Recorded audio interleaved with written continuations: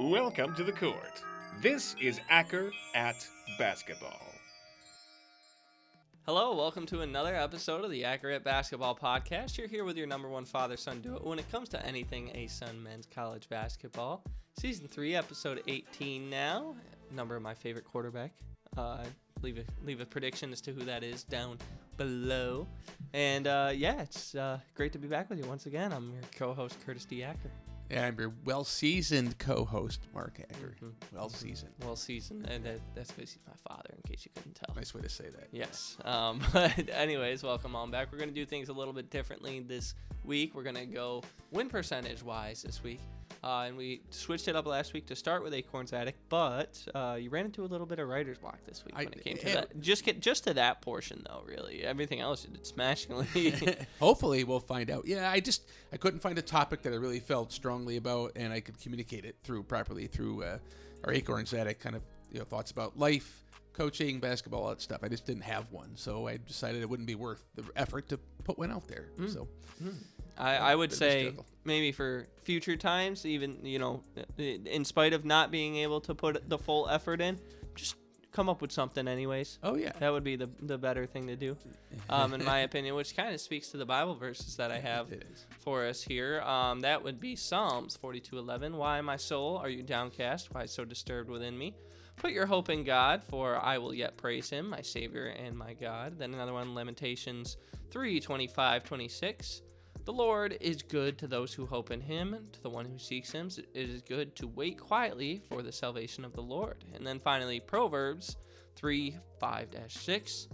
Trust in the Lord with all your heart and lean not on your own understanding. In all your ways submit to him, and he will make your paths straight. And sorry, I didn't mean to throw you under the bus there. It's just like it kind of thinking from my own experience here, and kind of thinking just when it comes to stuff like this in general here. Like I'm upset 95% of the time that we're doing stuff. And still I find the way to push forward and just get through it anyways. That's why I'm saying don't just do nothing at all, right?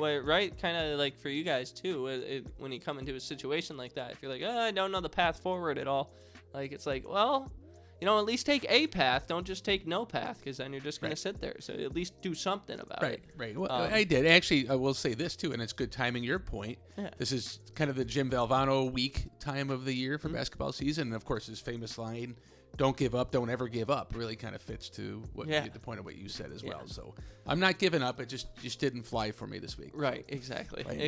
But let's start with the North Florida Ospreys. 2-7 heading into this week here. December 7th, they did lose 109-58 to Gonzaga. Gonzaga was 11th ranked at the time, 8th now. Trey Katie and Kent Jackson both put up some good games. You can see Katie's stats down there. Kent Jackson was 11-6-2 on the night. Yep. So what'd you see in this? I had to listen to this one because I was driving for your brother's house. I was driving over to go check on a leak for them. So I had to listen to it the entire time. But what'd you actually see when you watched this one? More of the same, unfortunately, from the perspective of the Dolphin, from UNF, excuse me. Just getting beat up inside on the defensive end of the court. I like that they took a ton of shots. They took 38 threes. So I really like that. It shows you that they were working hard and trying to. That was how they're going to beat Gonzaga. It was if they dropped 28 out of the 38 threes or something like that, right? So good to see that they tried that. Just the shots didn't fall. But yeah, just again more of the same from the defensive perspective when they're outmatched. Right. Well, moving into this week, we got 12-13 Dayton, who's 7-3 right now. They'll be playing in Dayton for that one, and then another one on the road against Charleston Southern. 7-5 is what they are at this moment in time. So we got something coming up for this week. What do you see kind of the key points heading into this one? Right, so Dayton scores inside a lot as well, right? So we have that just general concern. But beyond that, and they can score the ball in general. They can score it. So I think for the keys for North Florida in this game, they got to outscore them. They got to outscore, right? Pure offensive focus. Pure offensive. Let's go. Yes, let's hit it right. So that's what I see. Winning the possessions. Dayton forces a lot of steals. They force a lot of turnovers. So they got to win that as well. So those are kind of my main two keys for them to win. Right. Yeah. What do you got for Charleston Southern? And Charleston Southern, I think they're going to score a lot in this game here. I'm not concerned about that in this particular game, but I think they need to in order to win. Manage the ball. Don't force. Just manage it. And then birds of Trey. I want to see a lot of threes, just like they did against both 3-pointers and Trey. Yeah. Trey Katie's development has been fantastic the last few games. Right. So they continue that. Yeah, that it's a couple going. freshmen now. Him and BJ Plummer have both really been picking it up as of late. How about yourself? For me, yeah, what you said about Dayton, them being an inside scoring team, that doesn't really bode well for what North Florida has, the weakness that we found with them. Right. And I'm sure other teams have found, because that's where they in fact, they gave up 58 points in the paint to, I mean, it is Gonzaga, nationally ranked team, but still, that's a lot of points to give up in the paint. Yeah. We know that's where the weakness is for them. Versus Charleston Southern, though, in all their losses, they actually shoot more threes than they do twos, just in general. And when they shoot 32% or less, they've lost a lot of those. So for me, actually, in fact, as well, 7 of the 9 games that North Florida has played, like in spite of them not having a Division I win yet this season, that's where they've really shined, is in that 3-point defense. So I think that's where North Florida ends up getting their first D1 win of this season. Exactly. Yeah, I got 1-1 though. I think Dayton's going to beat them. I have the same prediction as far as win-loss. Right. Exactly. Right. Okay, cool. Yep. Well, Stetson is up next, 3-8 heading into this week. Lost on December 6th, 82-51. Although I would say the game, at least for a little bit, was a lot closer than what the scoreboard reflects here. Yes. Then actually in the next one, so next week here they got Rhodes coming up, Division III team. What do you see for them against? I didn't do any research into this one. I'm just projecting a win here. What do you see? Right. Rhodes is not a good shooting team, so I think that bodes well for Stetson's some of their deficiencies. I don't see an issue with them winning this ball game by any means. So 4-8. They're going to get to 3-8, so 33% on a win percentage. Exactly right. Yep. Exactly. Cool. Well, then EKU is next, 3-7. They got 2 wins this week. 122-67 against IU East, and then a 68-59 win on the 10th against Eastern Illinois. Upcoming for them this week, though, we got 12-13 Miami, who's undefeated right at this moment, and then also going to play Jacksonville State. 4-4 right now. They will play Georgia State before this contest that they got coming up against the Colonels here. That one will be on the road in Jacksonville once again. That's the second time we've had a ASUN team play in Jacksonville, Alabama, for a game here. What do you see for, or I guess I'll go first on this one. EKU is going to have to find a way to be silky inside against Miami here. Miami obviously undefeated. A lot of my research I did what contributed to losses for the other teams. Yep. Their opponents this past week, or for this upcoming week here. So they got to find a way to be silky inside, which almost. 0 blocks inside last game against UNC Asheville, where Miami almost dropped one, and they did end up getting the victory in overtime. I had that one on before the EKU game, actually, in preparation of this one. EKU's great at avoiding getting blocked. However, they are one of the Red Hawks here, the Red Hawks, are one of the best offenses and defenses in the entire conference, so they got to watch out for that. Also, EKU is just more of a 3-point shooting team than when they have a tendency to get down. They just start hucking up threes. Yep. Just some points to think about as we're going into the game against Miami here. For Jacksonville State, which they've lost most of their Division I games here, but it was the shooting stat that was the big difference here. So EKU is going to really have to find their defensive identity. I think they started to a little bit against the Panthers last week. The Panthers were already a poor shooting team already, but EKU actually held them to under what they're used to shooting.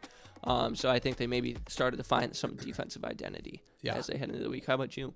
Yeah, so the 2 wins were huge for EKU. Granted, just big. I don't know that they played great. They played well enough to win. They won really big. They really needed that big just blowout win. So that was big. And so now they've got momentum going. So I like that a lot. Defense, Austin Ball and Myrick even said it after the game, the first game this past week. Defense is creating offense for them now. They're starting to get that mentality rolling about how to do that. So I think that those are keys for both games here is to really have defense drive offense, play smart, stay within yourself. The Miami game, again, they can score, they can rebound. They really have. They're not undefeated for a reason.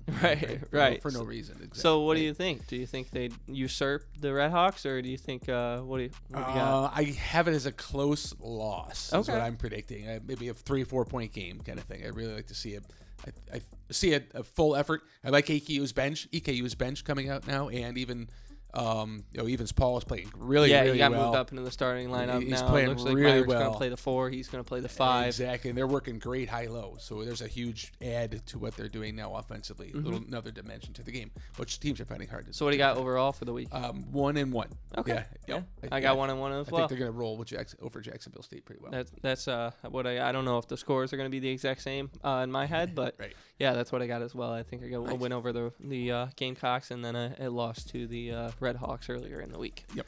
Moving into Central Arkansas, 4-6 heading into this week. On December 7th, they lost 75-68, but they finally shot good from on the road. It seemed like not from beyond the arc, but at least from overall, they definitely shot a lot better than they have in games past. So that's really good to see. Right. For the preview for the upcoming week, though, 12-13 is when they go and play in Vanderbilt. Going to be the third team to do that in the ASUN this season. Also an undefeated team, 15th ranked. And then they're going to play against Kansas Christian College, who's currently 2-1. A little bit more on that later in the second here. For Vanderbilt first, though, as I mentioned, a couple teams have already gone to Nashville to play against them. I mean, Lipscomb didn't have to go far for that. Right. But then we were there present for the EKU game as well. It's going to be a really hard opponent to play against and usurp there. Completely. So I definitely think that's going to be a tough run. I actually think Mark Byington might be the early front runner of Coach of the Year. Right. For the entire NCAA, in my head at least. It's a nice call. Against KC Christian, though, or Kansas Christian College, excuse me. While they're 2-1 overall against they're an NCCAA team, right? They're 2-13 overall against playing other NAIA and JUCO schools. So I just imagine it being very similar to the I-40 showdown, right? And that's what I've got there. How about you? Exactly. I think the Vanderbilt game's gonna be very tough. Again, they got to make threes. UCA shoots a ton of threes. If they can fall, you never know what happened to get a lead early. I don't see it happening, but that's Vanderbilt's just such a high offensive firepower team. Exactly. How do you keep up with them? You got to match that pace through threes. And I think the same thing with Kansas Christian. Player to watch there, Damon Wirtz, 24 points and 8 rebounds. Shoots the 3 at almost 40%. Is that what he averages? Yeah, that's his averages. Yeah, nice. Nice player for Kansas Christian. So absolutely. But I don't think they're gonna be a problem to handle overall. Much deeper, stronger team for the Bears. Right, sure. right. I got 1-1. How about you? Yeah, same. All right, nice. Next up, Austin Peay 4-5 heading into this week. On the 7th, they lost 63-50 to UT Rio Grande Valley, which that one was really, honestly, just the last 10 minutes of the game was the downfall in that one. Yeah. And, you've kind of noticed a trend with that lately? Yes. Yep. The last 3 losses. They've lost in the last 10 minutes of the game, minus 15, minus 16, minus 12. That's the point differential. They've been down in the last 10 minutes of the last 3 games. Wow. Yeah. So they're not finishing what they've started. They've gotten themselves in great position. Just can't be able to put it on the edge at the end. Got it out. Kind of like what we were talking about with Stetson last week. Maybe the conditioning needs to get upped a little bit. Yeah, and what's interesting watching Austin Peay is their bench and their rotation of players is just... Oh, it's shortened tremendously. It seems very short and just not consistent. I'm sure there's sensibility to it, of course. The coaches know what they're doing, the players know what they're doing, but it's just not working right now, and it's very shallow. No, he's just I think he's tightening up the lineup right now, and kind of as we're getting into conference play here, that would be what I would think is going through Coach Corey Gibson's head. But obviously, I'm not Coach Corey Gibson. If you want to find that out, ask him himself. Exactly. Which you actually can get some interviews on him if you want to go check those out. Make sure to go over to the Austin Peay Athletics page on YouTube. For December 12th is when they're going to end up playing their next game against ETSU, who's currently 8-2. It's going to be Austin Peay Fan Appreciation Night. Neither Cam Norris III nor Blake Barkley played against Tusculum, but I think that was more of a tactical move by the coaching staff rather than anyone being injured or anything like that. I expect both to be playing. I mean, both teams can cause a lot of disruption, so that's nice. And both teams are in the top 150 NET. Actually, ETSU is in the top 100. So both games, just real quick here, ETSU that they've lost, they've allowed more than 25 free throw attempts per game. I understand it's not free throw attempts, but Austin Peay's got to take advantage of that. So the only thing, though, Austin Peay's only done that, accomplished something like that twice this year, and both of those games were at the start of the season. I think we're going to need to see a Governor's team that's played like they did at the start of the year rather than how they're currently playing in order to get the win in this one. Yep. Okay. How about you? Yeah, I balanced the strengths and weaknesses are cohesive with each other in this game between the two teams. The Buccaneers beat both North Alabama and Central Arkansas this year. Right. They also beat Northern Kentucky, I think, right? Is that right? Yeah, they beat Northern Kentucky, who would beat EKU. So they got that advantage from that perspective of maybe just the head-to-head kind of thing. Right. I think it's going to come down to shooting. I think can Austin Peay finish the game? That's all what it's about. Right. To me, it's all going to come down to that. Can they finish the game from a scoring perspective? They really lost the scoring in the last few minutes of the game. So, right. What do you got for the outcome? I'm going to say a 3-point loss for Austin Peay. I think they're going to be closer. You with your point loss. I know. I'll throw it out there. How about yourself? What do you see finish? I'm not going to give it a point differential at all, but I think unfortunately with the way that the Governors have been playing lately, it doesn't seem to fit what is causing the Buccaneers to lose. So I'm going to go with the Buccaneers win. Okay, gotcha. Yep. Heading into this next team, 4-5 as well, Queens. So they didn't have any games last week at all, but they got a plethora this upcoming week. They do. First against 0-10, I almost said 10-0, South Carolina State. Then they're going to go on the road, going to go play against Wake Forest, who's 7-3 in Winston-Salem. Very haunted place. And then against 17th ranked Arkansas, who's 7-2 right now. That'll be in Fayetteville on the 16th. So what do you got as far as the key points for each game heading into this one? Yeah, I think for the SC State game, I'm really excited to see how Queens comes off of an off week. Mm-hmm. Right, what Coach Leonard drew up in his magic ball, it was kind of put together to see how they're going to come out and play. He's still worried about his Christmas sweaters to be playing with an 8-ball. That could be which ones he's going to wear. But anyways, this game, I think there's a significant advantage to the Queens club, especially coming off the week. Unless they start out totally rusty, whatever it might be. But I think they got the firepower to. I'm not trying to give the game away necessarily, but winning, rebounding, hitting threes, they're normal things that they need to focus on. Right. Now we got then two more really, really tough road opponents here with Wake and Arkansas. Limiting fouls is going to be a big one, especially against Wake. Wake can shoot free throws. They draw a lot of fouls, so that's going to be a huge impact item there. Winning the rebounding again in that game. And then in the Arkansas game, for me, what I'm seeing is I really want to see, at this point now, this will be their fourth game against a Power 5 team, I believe, or fourth or fifth. I want to see efficient shooting. So take a good shot and make it a better shot. Mm-hmm. Shot selection. And this limit their Razorback runs. If they get a 10-0 run or 4-0 run, take a timeout. Slow the game down, work it at their pace. Maybe they can get nice. Get them running. So those are the keys for each of the games for me. Okay. For me, I got the Bulldogs, South Carolina State. Both teams played against Winthrop. It was a much tighter contest for Queens at the beginning of the year than it was for South Carolina State. South Carolina State lost by, give me a second here. It was 101-79 was the final, so a 22-point difference. It was much closer in the Royals game just based on that. And with South Carolina State having lost every game this year, I'm going to go with I think Queens is going to roll over that one. In the Wake Forest, for their losses this year, the Demon Deacons, 1-3 when shooting less than 50% from inside. Queens hasn't shown that they can limit opportunities like that, though, so just something that I'm watching for there. Also, 3 losses to Wake Forest came against Power 5 teams. They did beat Morehead State, who also beat EKU in exhibition at the beginning of the year. Yep. Before the regular season game started as well. So just another thing to keep in mind as you go into this week.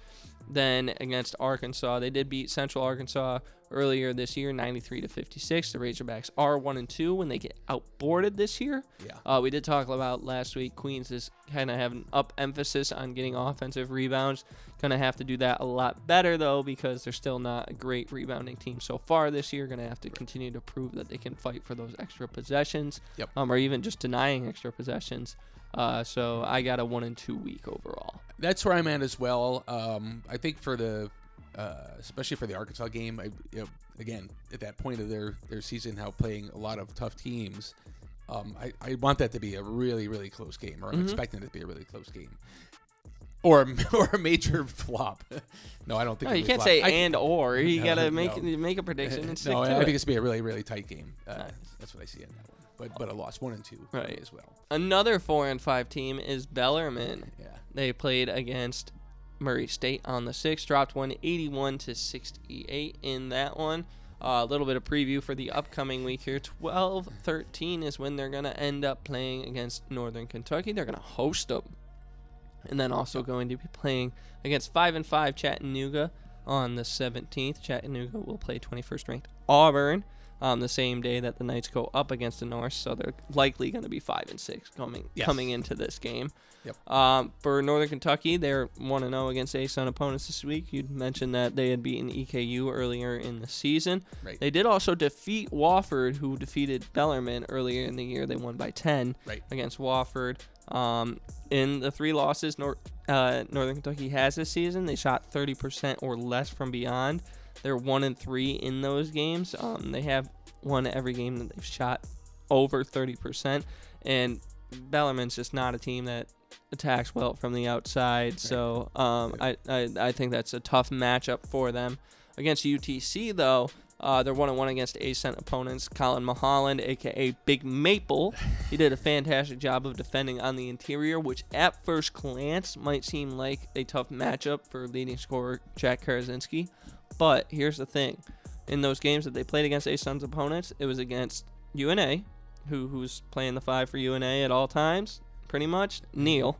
And then also as well, Tristan Gillette was the one that was playing the 5, although he did only play 10 minutes. And then Isaiah Malone actually came in and took a lot of more minutes at the 5. We see Rory Stewart at the 5 every now and then too, not too often, because usually those first two that I mentioned are handling the 5 spot. But Rory every now and then will come in and play it. And Rory and Isaiah can be perimeter players as well. And actually in that game, if you look at the stats there, that's where Rory and Isaiah found some success there, and FGCU ended up beating them. So I think that bodes really well for Jack Karazinski's game. Karazinski shoots about 5 a game, makes 40% of them. Yep. I think that might be actually a good matchup rather than something that may at first glance look like it's going to be a tough matchup for him. Gotcha. Yeah.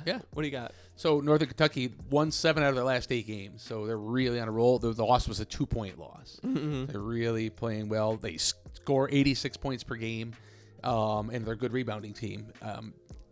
Bellarmine gives up threes, right? But in general, but they're pretty solid. So that's a tough one. I think Bellarmine's got to score to win that game. Mm-hmm. I don't think I'm going to predict this one now, and I said they're not going to do that, but that's what to me where they got to get to. Okay. For Chattanooga, you mentioned the 1-1 already. They shoot over 50% from threes. Yeah. Of their shots for threes. 36%. Like they shoot over 50 of their shots. Not Sorry, they hit 50% of their threes, but they shoot over half of their shots from beyond. Right, they're a 3-point shooting team. It's a clean way to say that, right? And they assist well. So the keys to the game: 3-point defending. Obviously, you talked about that really well. Can they do it? I think they got to slow the game down. Game down significantly. Keep it slow. The Mocs lose when they score under 73. There's only one exception to that when they beat UNA, but that's their number is 73. Over that they win, under that they lose. So to me that fits in Bellarmine's style. Yeah. Bellarmine shoots fairly slow, or plays a game in a more meticulous pace. Hopefully they can get to the line a lot too in this game. Bellarmine, they shoot it at 79%, best in the conference now.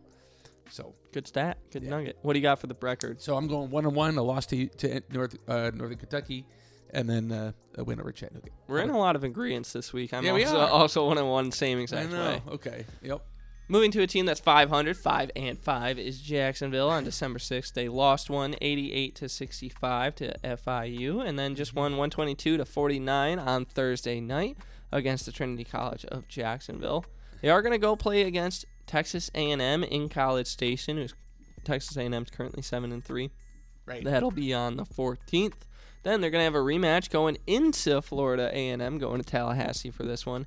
1-5 is what the Rattlers are, but as we know, Rattlers gave the the Dolphins a little bit of a scare last week. Not this previous week that we're in reviewing right now. Right. But the one prior to that, Yeah. it was a little scare there. What do you think as far as key points heading in this week? There's none because Jacksonville's won a game, lost a game, won a game, lost a game, or lost one, lost win. So it's the easy call. It's just going to continue that pattern. That's how everything works all the time, right? No, breaking down the game. I think three keys for Jacksonville in this game: controlling the glass and getting points off of putbacks. So that's a huge element that I'd like to see them contribute. Chris Arias bombing threes. Thursday night, they hit a bunch of threes. Yeah. Bunch of threes from all over. I'd like to see Chris Arias really step up and have a monster game. He's at 36% on the season. Let's see him get 10 or so shot, 3-pointers off. And then just swarm D like bees. That's what we've seen them have play great defense.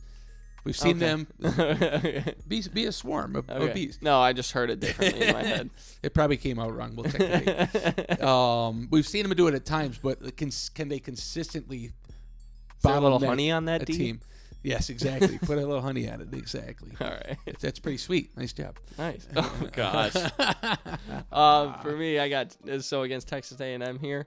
It's actually kind of with Texas A&M here. They've lost only to Power 5 teams. So it's going to be tough there. When the Aggies shoot 31% or less from beyond the arc, they lose. That's not, although they did have a win against Montana. So that's a non-Power 5 team. Yep. That they're able to still do that and lose. With and besides, pushing. that doesn't even speak to Jacksonville's defense anyways. They allow about 36% of shooting from beyond the arc. So I don't foresee that being helpful towards the Dolphins at all. But if they, maybe want to change things a little bit and put more emphasis on the perimeter defense, that might be the way to do it against the Aggies here. Yep. Against Florida A&M, they're going to the Serpent's Lair. Obviously, as I mentioned, it was a little bit of a scare in the previous week, in the last episode when we reviewed that, but we saw it just this week with this week that we're reviewing right now, Tennessee Tech in West Georgia. Ended up two very different games. Yeah. It was a tight one in the first one. Tennessee Tech goes into the Coliseum, ends up blowing them out. More on that later. But yeah, so that's why I think Jacksonville can maybe overcome what happened and learn from what happened prior. And the Rattlers shot the lights out that first game. Yeah, it was very uncommon. They really way off the charts scoring. Great for them. Yes. But yeah, so I got 1-1. As I said, Texas A&M, the matchup just doesn't look correct to me. Right. I expect Jacksonville to learn a lot from what happened in their first game against Florida A&M and get the dub. Yeah, I'm the same. I don't think Florida A&M is going to be able to duplicate their shooting, because it's really the thing that stood out why they were there for that game. Right. So 1-1 as well. Right. Yep. Another team that's been on a slide is FGCU. Well, not another team. This is the first team we're talking about really that's kind of been on this slide lately. But 5-5 now. Lost 81-76 against Florida Atlantic. Completely blew the trend out of the water that we had from last week. We talked about when they shoot less and play a little bit slower, they win. It was pretty black and white last week. They only shot 55 times, still ended up losing by 5 this week. All that research just to go out the window. And that's the beauty of sports, is that no matter what you research, there's always a new way to win a game. It's amazing. For this upcoming week, 12-14, they're going to be playing against 8-2 New Mexico. Going to be going all the way out to the state of New Mexico for that one. What do you see for the keys in this one? Yeah, I mean, 5 straight win for the Lobos. They have 5 players. They really distribute the scoring well, and 82 points per game they score. 3 straight losses for Florida Gulf Coast. You mentioned the slide, right? And all winnable games. They're right there. So here's the keys: limiting fouls. We've talked about that a little bit with Florida Gulf Coast. They got to keep that under, and the Lobos are good at that. So they really got to be disciplined and move your feet, play team defense together. Finding the right tempo. You just talked about that as well. So what is the right tempo for them? Whatever that might be game to game, might be different, right? Play numbers here, but they really got to find a tempo that keep them rolling. And that's the key for them to win. And then finishing. I want to see them finish more plays. If they get a little bit out of control, they'll get an offensive rebound, throw it up, get blocked out of impatience, or just kind of hoping it goes in or trusting it goes in rather than reading the play. Right. So I want to see them just be more consistent at finishing the play. So those are my 3 keys to the game. If they can do those 3 things, they're going to win. Okay. Well, for this one, I think it's going to very likely turn into a shootout. Both teams average over 80. Yeah, they do. Right. Key to this one is get away from the 3 for FGCU. New Mexico's great at it. They're hold teams to under 30% from beyond the arc. So really get away from the 3. Find the inside attack in this one. In both of the games that the team New Mexico lost, they took over 19 turnovers. They had over 19 turnovers in that one. So, they did get a win against UT Arlington when having more than that. I think it was like 25 turnovers or something like that, but that was at the beginning of the season. Okay. Beginning of the season, teams are a little bit different than kind of what they're at now. Some teams like Lipscomb find identity, really completely change their season around. This might be a slower pace game, by the way. New Mexico averages 58.5 shots per opponent against.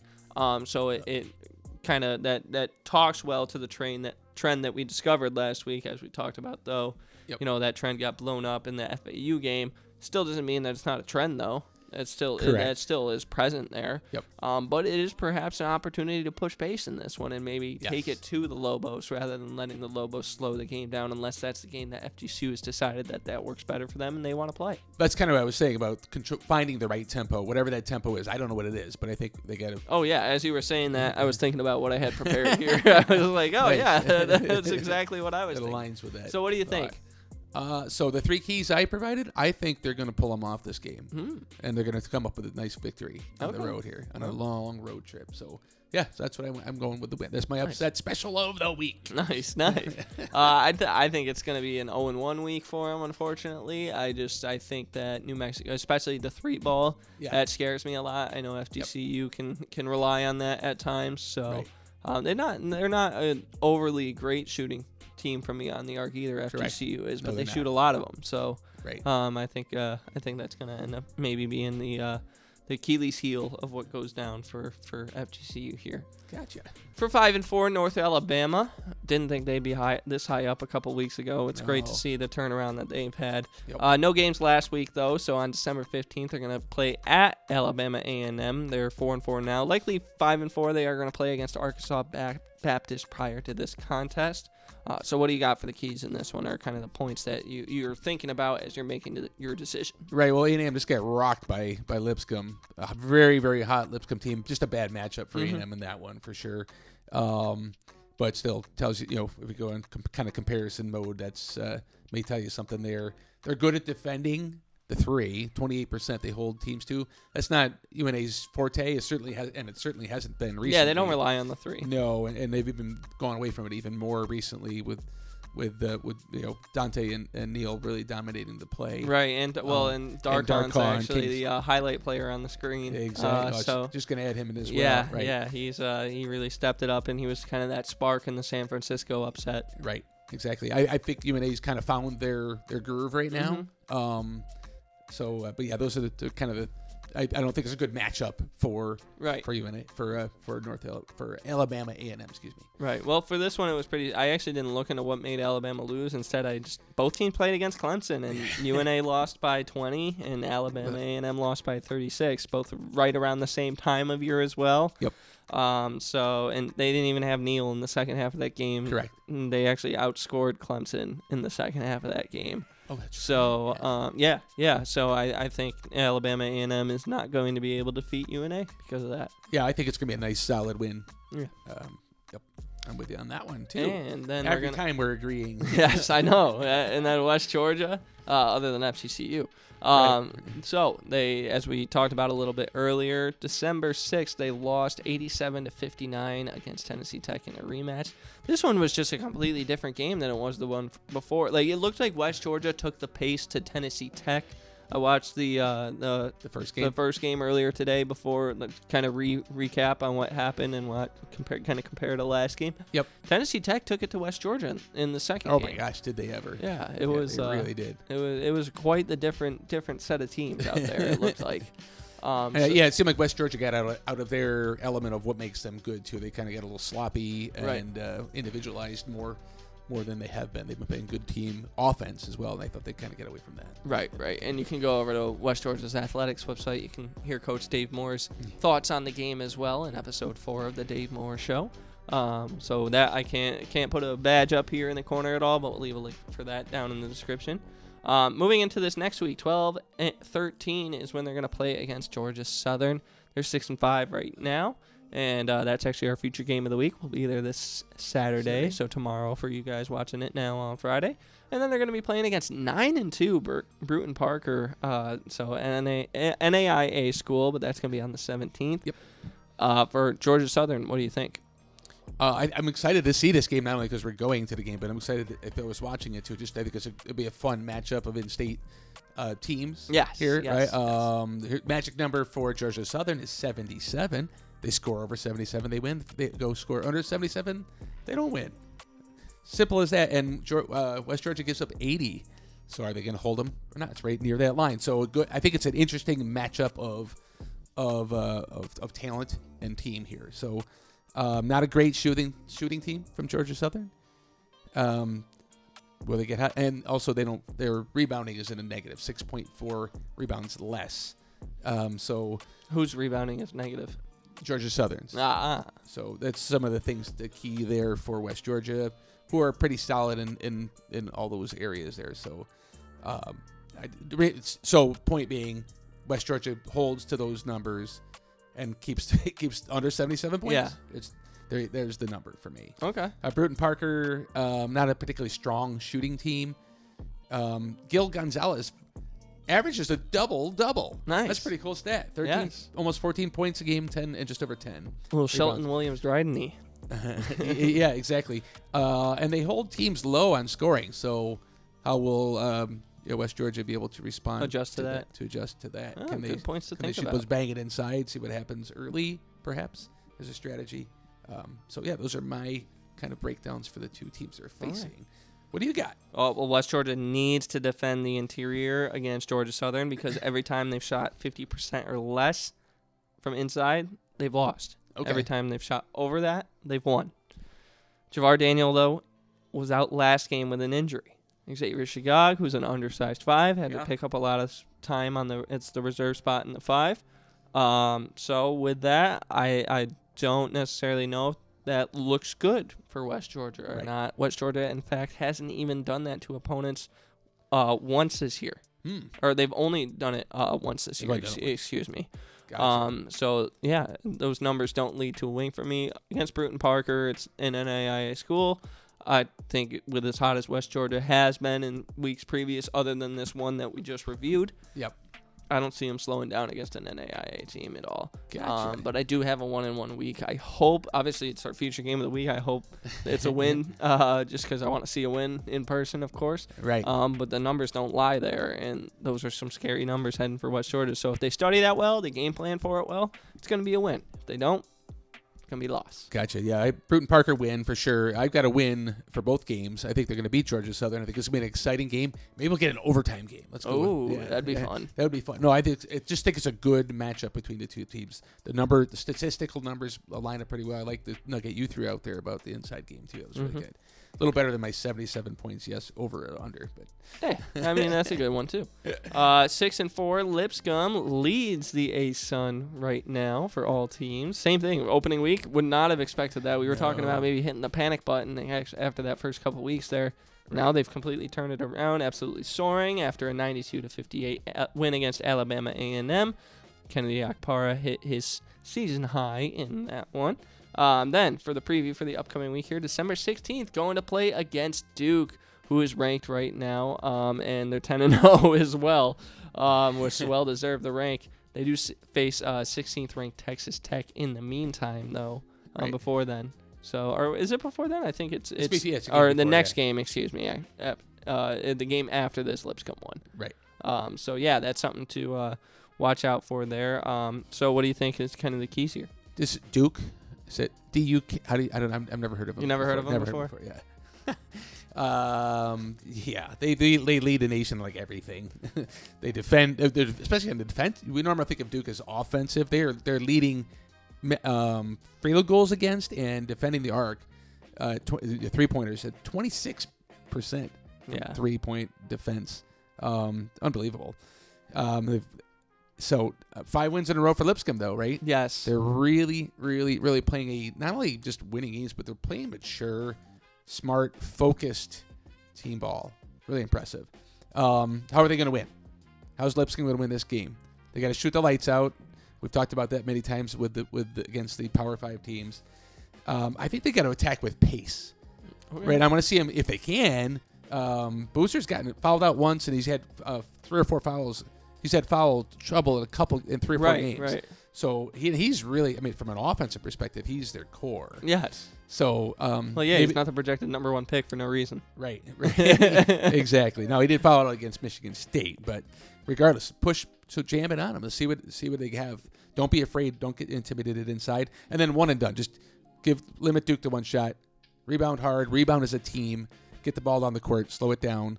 And go from there. And they're playing team ball right now. It could be done. It could turn into a March game very much. Yeah. And actually, I like that comment that you talked about on getting it inside on Boozer, because actually in the tight games for Duke this year, when it is tight, it seems like it's when teams are attacking on inside rather than shooting threes. So we talked about last week, you got to shoot the 3 ball well if you want to beat a Power 5 team. Right. But with Duke, the opposite showing for that, or at least based on the past here.